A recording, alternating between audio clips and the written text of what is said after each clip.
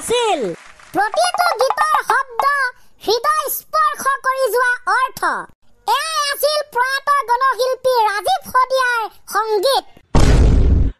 সোমাই আহোঁতে প্ৰয়াত ৰাজীৱ শদিয়াৰ গান শুনিলো ভাল লাগিল কিন্তু তেখেতৰ গানবিলাক চাই এনেও শুনিবলৈ ধুনীয়া কিন্তু আমাৰ ৰাইজেহে শুনা নাছিল আগতে সেইটো পিছে হয় আৰু শুনিম তেখেতৰ গান তাৰ পাছতে অংক ক্লাছ কৰিম আজি কৰিবই লাগিব অংক ক্লাছ আছে সূত্ৰ আনিছো কিন্তু তাৰ আগতে তেখেতৰ কেইটামান আমাৰ ভাল লগা আমাৰ ৰাইজৰ ভাল লগা গান শুনাই দিওঁ হ'ব আৰম্ভণিতে গোৱা গীতটোৰ পাছৰ টুকুৰা থাকি গৈছিলে তাকে গাইছ প্ৰথমতে গুণগুণাও দেই হ'ব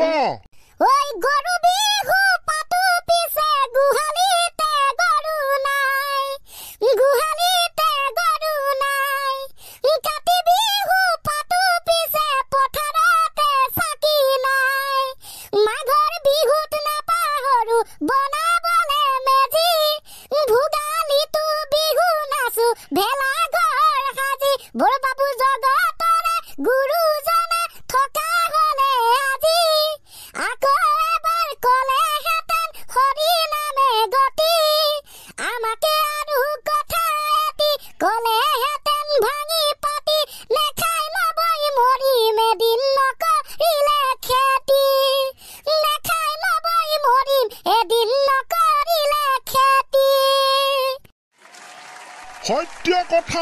সত্য কথা হয় ছাৰ আমাৰ সমাজ জীৱনৰ লগত জড়িত এই কথাকেইটা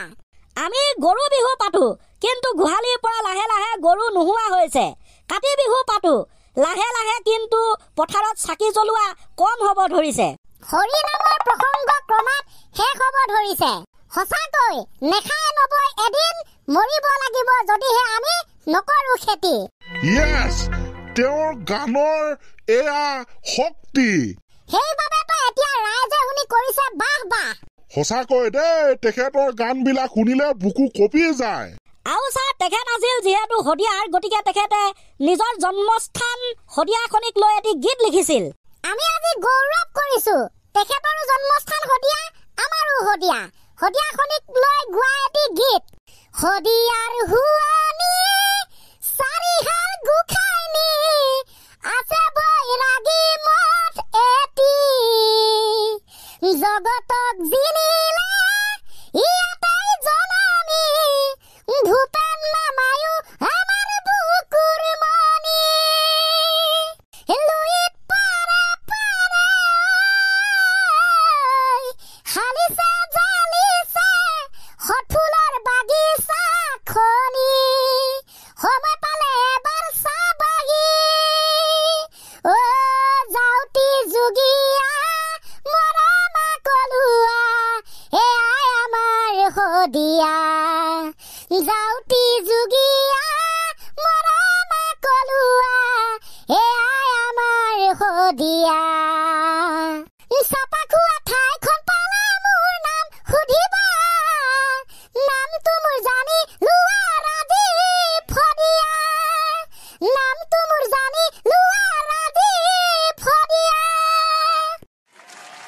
সঁচাই খুব সুন্দৰ বৰ্ণনা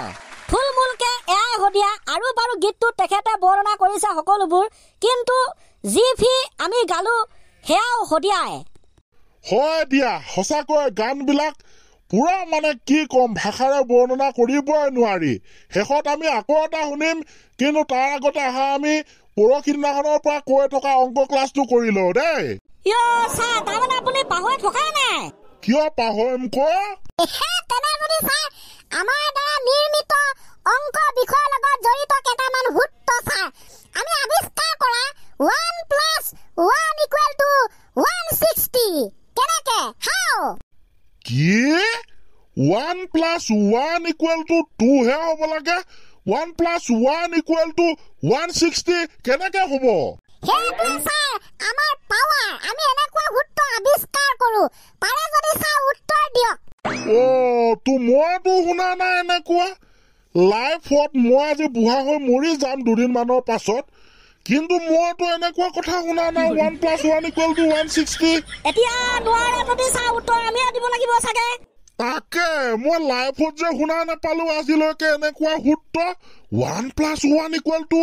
160 চা কৈ দিও না উপায়টোতো নাই এতিয়া ক'বই লাগিব কোৱা চাওচোন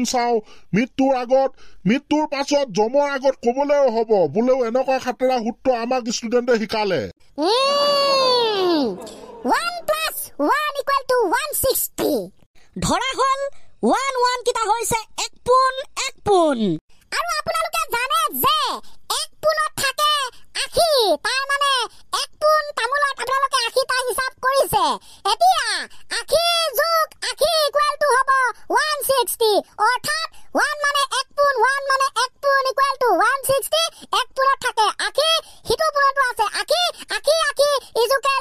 160 অৰ্থাৎ 1 + 1 = 160 এটাকে প্ৰমাণ কৰা হ'ল মই মৰো মই কতে কামাই চা কেনেকুৱা লাগিলে কি বুলি কওঁ মানে মই একো বুজিয়ে পোৱা নাই ধৰিবই পোৱা নাই বৰ তাৰমানে কোনটো লেভেলৰ কথা ভাবা মই একো ধৰিবই পৰা নাই মানে তোমালোকৰ সঁচাকে টেলেণ্ট ধন্যবাদ ছাৰ ধন্যবাদ আৰু সূত্ৰ মাতোনে আমাৰ ৰাজীৱ দাৰ গান শুনি সমাপ্ত কৰিব দিমাগ হিলাই দিয়া সূত্ৰ মাতিছা তোমালোকে কাইলৈ মাতিবা মই অলপ নিজকে প্ৰিপেয়াৰ হৈ আহিম যাতে তোমালোকে সোধাৰ লগে মই উত্তৰ দিব পাৰো ঠিক আছে যিহেতু মই অংকত বেলেগ ধৰণৰ চোকা বস্তু দিয়া মাতি দিয়া ফিনিচিং হিচাপে আমাৰ প্ৰয়াত গণশিল্পী ৰাজীৱ শদিয়াৰ গীত এটি হেতুক মাতি দিয়া বুলি নকয় ছাৰ গাই দিয়া বুলি কয় যি কি নহওক গাইছ ৰক্ত স্নানৰ গান আমি শুনিম এতিয়া তেজত উঠিব আমাৰ পীৰ পিৰণি সেইটো গান হয় ছাৰ তেজত উঠিছে পীৰ পিৰণি ৰক্ত স্নানৰ মন জাতিৰ পিঠিত মৰণ সংকট অন্ধ জনগণ জাতিৰ পিঠিত মৰণ সংকট অন্ধ জনগণ হেৰা কানপুৰে গছকিছে ৰংপুৰ বানপুৰ চেপি খালে অসমীয়াৰ মন অন্ধ হেনাৰে কিৰণ জিকিবি হেমেকি উঠিছে ক্ষণ অন্ধ হেনাৰে কিৰণ জিকিবি হেমেকি উঠিছে ক্ষণ সঁচাকৈয়ে তেজত উঠাই দিয়ে পীৰ পিৰণি ঠিক আছে গাইজ আজিলৈ আমি ইমানতে সমাপ্ত ঘটাইছো বাই